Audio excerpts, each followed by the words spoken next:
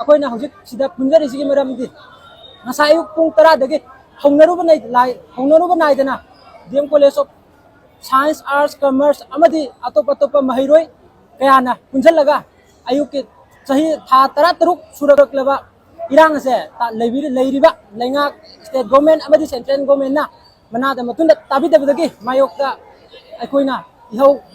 rally ama khak lakse rally du laga अखोइना governor की ममांगदा प्रोटेस्ट तौजरगा अखोगी चार्टर ऑफ डिमांड अखोइना पामिबा डिमांड सिंग अदो गवर्नर दा पिसन जरूरे गवर्नर ना पुंग कुनमरी की मनुंगदा थबकता फुलफिल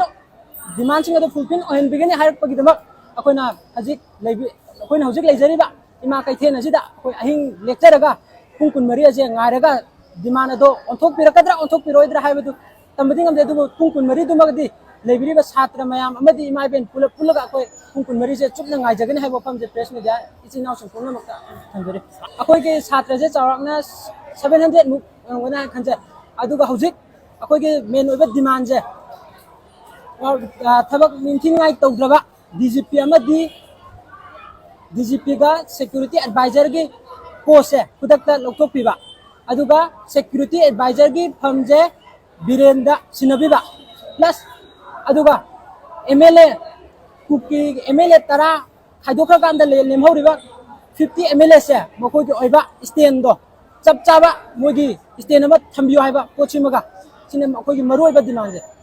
24 आवर्स की मनुंग द मोइना अखोइना पामिबा डिमांड फुलफिल तौरक्तबा तारगदि हेन अकन बे हो गवर्नर नत्रगना सीएम बंगलो जे सिबावा थुमजलगा मै थारक पे चांस पोले अदु सिगी मथक्ता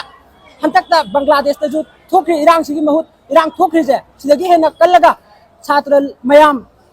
लेबिरिबा मणिपुर से लेरिबा छात्र अमदि प्रजा मयाम पुल्लगा इहौजे कहेन कंजलागा हंतक बांग्लादेश ता थोगा बांग्लादेश ता थोइबा छात्र अमदि कनो प्रजा मयाम न लेंगाचबा ओइरिबा पोचे सि ओरंगाय हानिगाय लेते सि खंगना पालिबा लेंगा सिंजिना अखोइना पामिबा डिमांड सिंग अदो खुदकता 24 आवर्स की मनुंग दा फुलफिल तहनबियो हाइबा वहां होइजे मोहन हमजरे अदो थाजा भाइजे खतंग थाजा खदि माने सीएम ओरगजो तौबा ngamba पाइ पावर जे यूनिफाइड कमांड जे लेरगदि मोंदा खतंग थाजा ले दुबो थाजाबा दि वाटलगजो दुबो मोंदा यूनिफाइड कमांड जे पिरगदि मयांग मचान ओइबबुदि मैतै मणिपुर मचा मन ओइरगदि इमा लेबाक खतंग खनगद्रा हाइबो वखनदि अखोइना यूनिफाइड कमांड जे सीएम द सिनबियो हाइबने